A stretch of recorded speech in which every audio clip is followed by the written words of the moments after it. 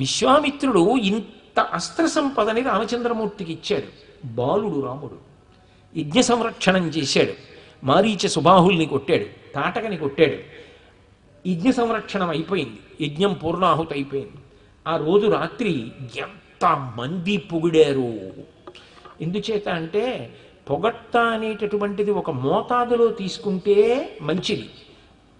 పొగట్ట అనేటటువంటిది మోతాదుని మించిపోయింది అనుకోండి, అది పాడు చెయ్యగలిగినంత శక్తితో ఉండేటటువంటి వస్తువు లోకంలో ఇంకొకటి ఉండదు.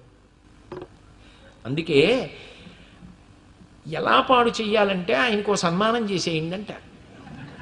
ఒక్క సన్మానపత్రం ఇచ్చేస్తే ఇంకా నా అంతటి వాణ్ణి, నేను ఇంద్రుణ్ణి చంద్రుణ్ణి అని చదువుకుంటూ కూర్చున్నాడు అనుకోండి, అన్నీ పోతాయి. కాబట్టి అది ఎంతవరకు తీసుకోవాలో అంతవరకు తీసుకున్నాడు అనుకోండి, ఇబ్బంది లేదు. అసలు పొగడలేదనుకోండి, మనం ఏం చేసినా మన బతికింతే, ఆయన ఏమంటాడు లేదు అంటాడు.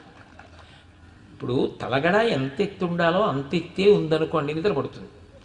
దూది ఉండిపోయిందండి అని ఓ 7-8 గజాలు ఎత్తు తలగడా కుడితే, డబ్బులు ఉన్నాయి కదా అని పాదం కన్నా పెద్ద పరిమాణంలో చెప్పు కొనుక్కుంటే, డబ్బులు లేవని చిన్నది కొనుక్కోకూడదు, డబ్బులు ఉన్నాయని పెద్దవి కొనుక్కోకూడదు. దూది ఉందని బాగా పెద్ద తలగడా పెట్టుకోకూడదు, దూది లేదని ఓ గుడ్డ ముక్క తల కింద వేసుకోకూడదు, స్పాండిలైటిస్ ఉంటే తప్ప.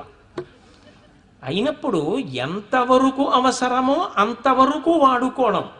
పొగట్ట కూడా అవతల వాళ్ళు తెలియక చేసిన తానెంతవరకు పుచ్చుకోవాలో అంతవరకు పుచ్చుకోవాలి. మోతాదు మించి పుచ్చేసుకున్నాడు అనుకోండి, మత్తెక్కిస్తుంది. ఇది ఉందే ఒక జీవిత కాలానికి సరిపడ మత్తెక్కించేస్తుంది.